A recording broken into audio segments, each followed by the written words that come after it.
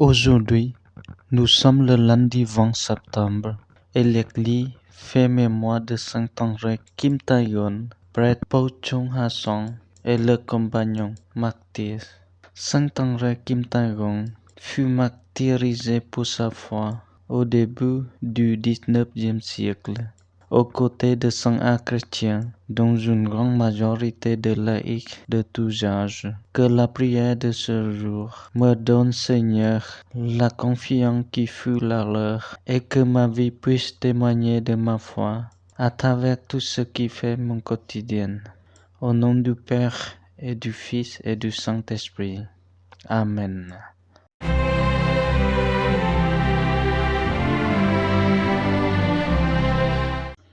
Quand le Seigneur ramena les captifs à Sion, nous étions comme un rêve. Alors notre bouche était pleine de rire, nous poussions de cris de joie. Alors on disait parmi les nations, quelle merveille fait pour eux le Seigneur. Quelle merveille le Seigneur fit pour nous. Nous étions en grande fête. Ramène, Seigneur, nos captifs, comme les torrents au désert, qui sèment dans les larmes, moissonnent dans la joie. Il s'en va en pleurant, il jette la semence. Il s'en vient dans la joie, il rapporte les herbes.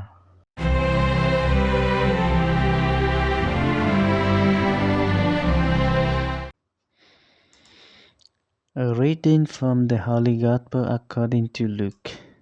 Jesus said to the crowd, "No one who lights a lamp conceals with a vessel, or puts it under the bed.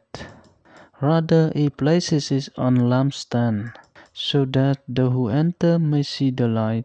For there is nothing hidden that will not become visible, and nothing secret that will not become known and come to light. Take care then how you hear. To anyone who has, more will be given, and from the one who had not, even he seemed to have will be taken away." The Gospel of the Lord.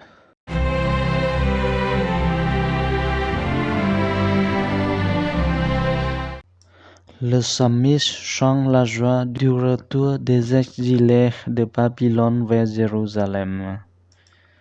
Je contemple cette vision de la merveille du retour.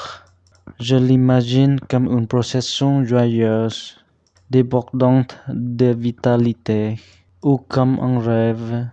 Le Seigneur nous fait passer de la captivité à la liberté, de la mort à la vie.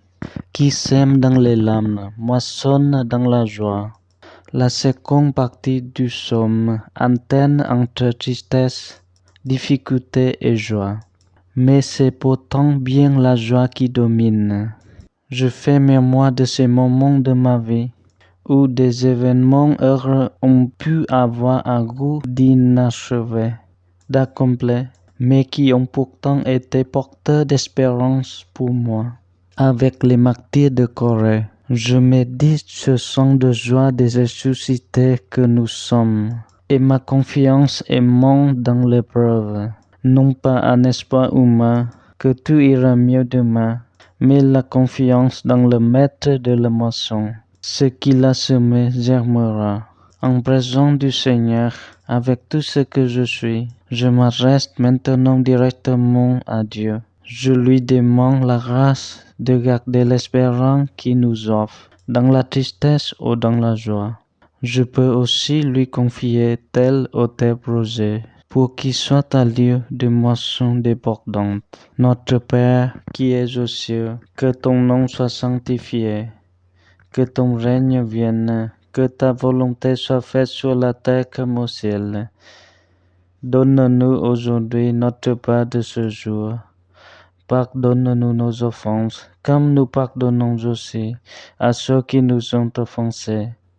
Et ne nous laisse pas entrer en tentation, mais délivre-nous du mal. Amen.